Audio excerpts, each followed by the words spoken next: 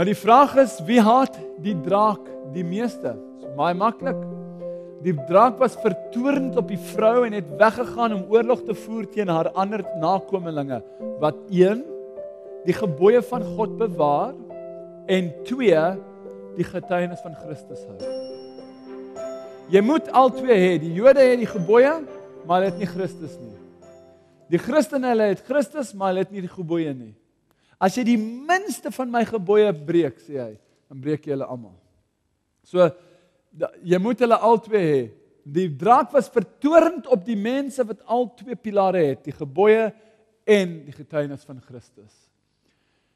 Amptelik is die kerk, die Adventiste kerk, opgerig in 1863. 3.500 lidmate ensovoorts. Baie interessant om te sien dat Rome sê in La Salette, Frankryk het hulle mos 'n visioen gehad waar hulle Maria gesien het en daar was dit gesê dat Lucifer losgelaat is in 1864. So 'n jaar nadat die kerk gestig het, die draak het gaan oorlog voer met die vrou wat die gebooie onderhou en die getuienis of die geloof in Christus het. Daar het jy dit. Die draak was vertoornd op die vrou en weggegaan om oorlog te voer teen haar en haar nakomelinge wat die gebooie van God bewaar en die getuienis van Jesus.